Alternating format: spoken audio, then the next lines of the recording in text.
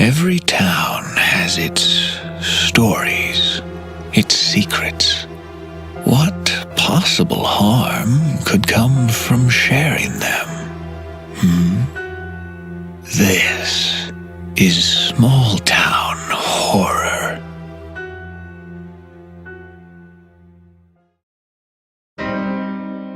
Small Town Horror is a weekly podcast presented without commercials, which means it's up to you to keep the search going with your donations.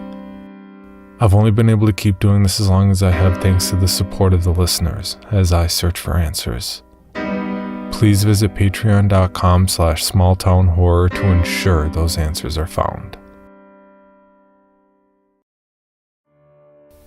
I was thinking the other day, do you remember when you had to buy calling cards just to make long-distance phone calls? When I left Creighton all those years back, I stopped at this gas station in Grand Rapids. What the hell was its name? It was by the railroad tracks, like right in the middle of town. Damn it. Anyway, I stopped and bought a calling card, thinking that maybe, just maybe, I would need it. That there would be a day when I stopped and used it to call home. To call Dad. I think I kept that card in my wallet for about 10 years. It was just one of those things I couldn't bring myself to get rid of, even after I had an actual cell phone plan.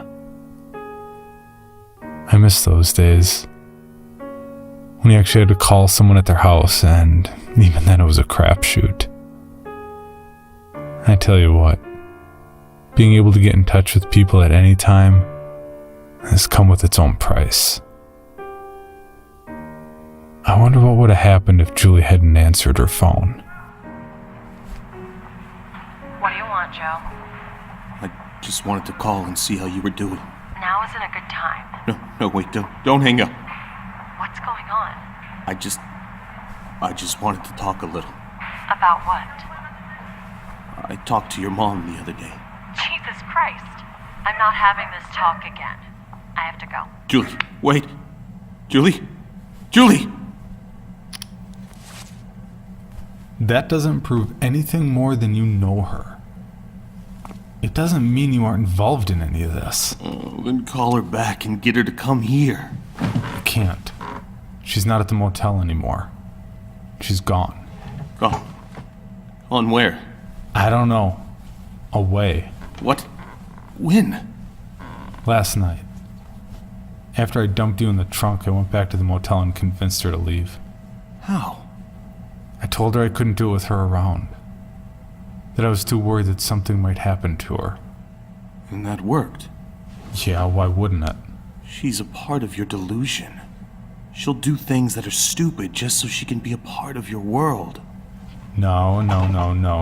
She called me on doing stupid stuff before. Nothing that didn't further her delusion. If she called you on it, it was to protect herself because she knew you were doing something that would ruin it. I know her. I know Julie. She will take this to the very end with you. But if you back her into a corner... What? What would you do if you were faced with the person responsible for your world collapsing? Maybe the better question is, what do you think I would do to that person? You're just like her. Stop saying it like that. I'm proud to be like her. She's strong and smart and a better person than I'll ever be. No argument here. Think that's a good idea? Being a wise ass right now? What am I supposed to do? Beg for my life again? You're gonna kill me. Think so? I know you are. But that doesn't make it any less scary. You'll protect your delusion, just like her. Then why didn't she recognize you? What? When? What is that? That's you taking the recorder from my fucking motel room. Are you kidding? You can barely even see my face. I could see it good enough to pick you out of the crowd at the resort. And Julie saw the picture too. If you were married, don't you think she would recognize you? Because I didn't look like this when we were together. Take my wallet. Look at my ID. I had to shave and cut my hair for my new job. I do actually work at Hanson Design. I stood there, staring at the driver's license in his wallet, and could barely tell it was the same person. The guy in the picture had a dome of jet black hair and a thick black beard. He looked like a younger version of Alan Moore, if that helps anyone. The man sitting in front of me had a crew cut and was clean shaven. They barely looked like the same person, and that was on a government ID, let alone a low-res image from a spy camera I bought off a shady internet site. Even when I'd stared at that image, I thought he was closer to 40. But the man in the chair wasn't even 30. The doubt started to creep in. How had I even identified him at the resort? Had I created an image for him in my own mind? God damn it. Even if that's the case, why come after me? Stop making this about you. This world doesn't revolve around you, no matter how hard you try to make it. I'm here for Julie, and only Julie. I don't give a damn what happens to you. You die for her? She's my wife. That's not what I asked. Yes. Yes. I would die for her. Even after all the shit we went through and all the pain. I love her. I love her more than I've loved anyone in my life. I followed her across the country even after I left her because I couldn't let her suffer. She's not suffering. Yes, she is. The longer you keep her in the middle of all this, the more she's gonna suffer. And it's going to get worse and worse. What do you think is going to happen when this all really ends? I mean, when you realize that whatever happened to you is finally over and you get on with your life. Don't pretend like you know me. You didn't answer my question. When this is over, we will move on. Together. Even if part of you believes that's ever possible, it's never going to end. There's always going to be something. Either you'll make it, or she will. You know what? Fuck you! You think you know anything about me or what I've been through? You think that playing some fucked up stalker game with a woman you want to believe is your wife is going to make me feel bad for you? You keep talking and talking as if I haven't been through some horrible shit and had to deal with the fallout of all that. You don't know shit. The only thing you can do is piss me right the fuck off. I hate you. What? What? I hate you! You took her from me and you don't even care. Did you spend any time actually getting to know who she was before you decided to start using her? You didn't care where she came from, or what she'd been through.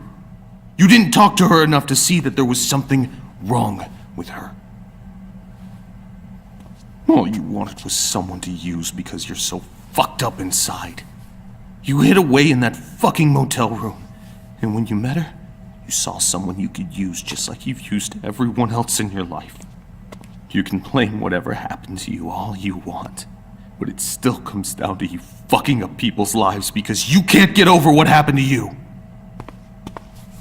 Get over it? Get over it? This is what every day feels like for me. Just trying to breathe. Now you tell me, how are you gonna get over it?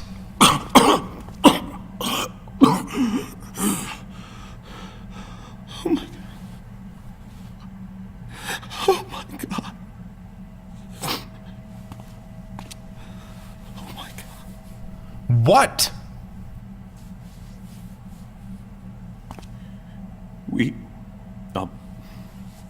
We almost had a kid once. Before things changed. Probably the reason things changed. She got pregnant.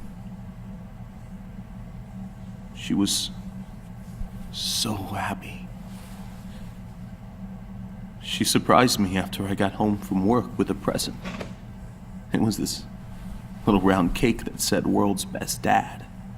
Except she got too excited and posted it on her Facebook page before I got home and I saw the updated work. It was vanilla cream. She didn't really get sick. She didn't throw up or anything, except one time, just into her second trimester, we were driving along and all of a sudden she got real quiet and kind of moaned for me to pull the car over. Then she threw up. And that was it.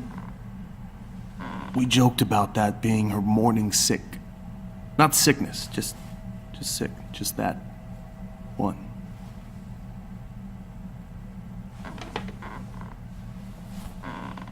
She wanted a midwife, and she wanted to have the kid at home.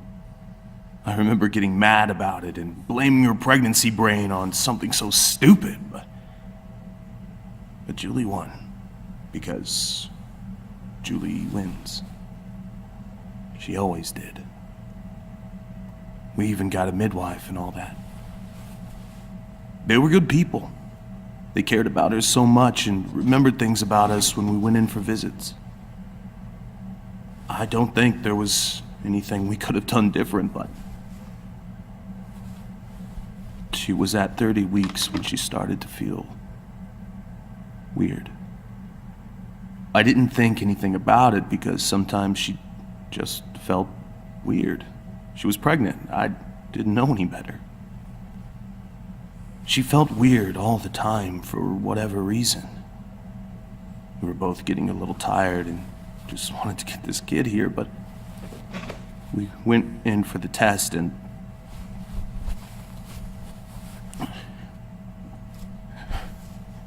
the baby was dead. There was nothing anyone could do. Doctors didn't have an answer. It just died. But then they said it. She still had to give birth.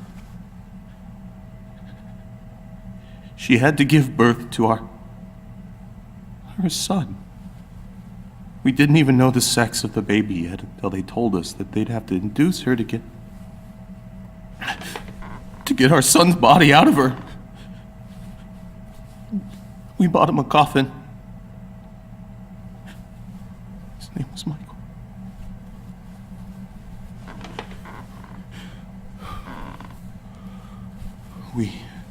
We did counseling. The midwives know of a retreat, I guess, for people who went through that sort of thing. We were there with 3 other couples. It was supposed to make us feel better, like we weren't alone. But it didn't. That was around the time the changes started, and I didn't want to pay attention to it.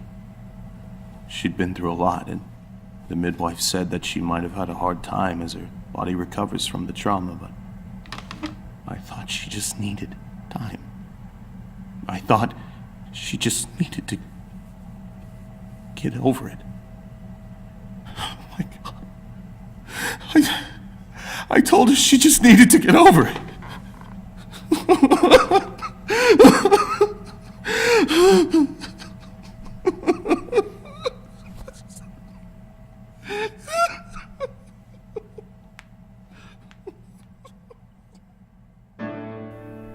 Would you have had some wise-ass thing to say to that, St. Clair?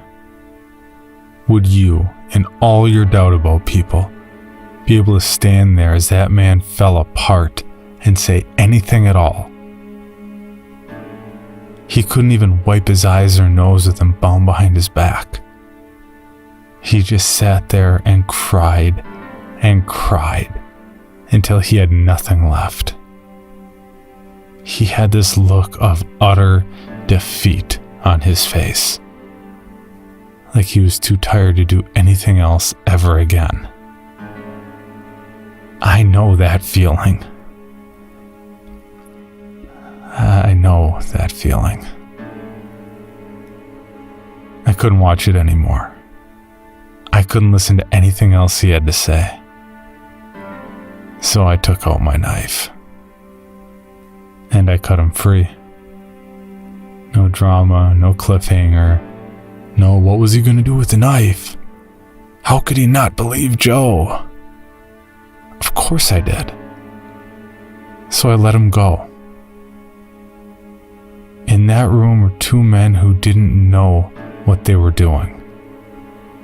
And when they tried to do something right, it ended up being stupid and putting people at risk. And for what? Joe could argue he did it for love, or guilt, or anything. What did I do it for? Answers? To who? Myself? Whoever I started recording all this for in the first place? What justification did I have for the things I had done? What are you doing? Go home, Joe. You're trying to trick me? No, I'm not. Just go. I don't know why you did it this way. But you had your reasons. And maybe I'm an idiot for letting you go anyway. I said go. Before I change my mind. But Joe? What? If I ever see you again, I'll kill you. You need help, Ryan. Seriously.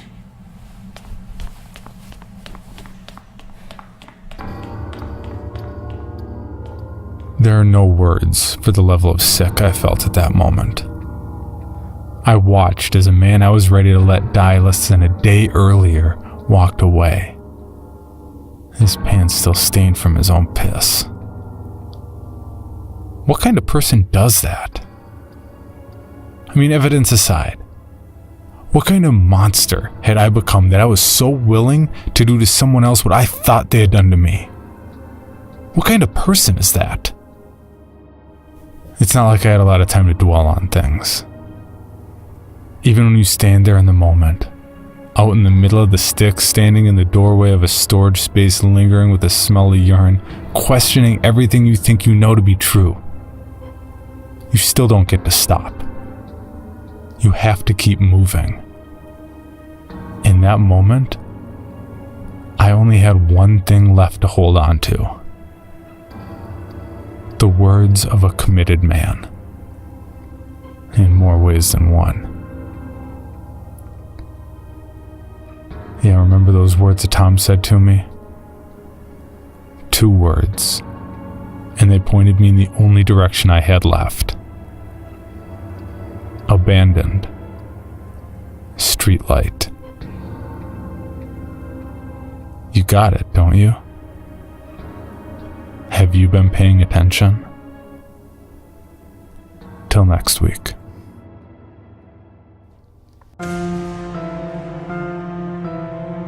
Small Town Horror is a weekly podcast presented without commercials, which means it's up to you to keep the search going with your donations.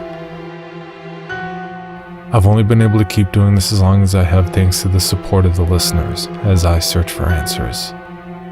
Please visit patreon.com/smalltownhorror to ensure those answers are found.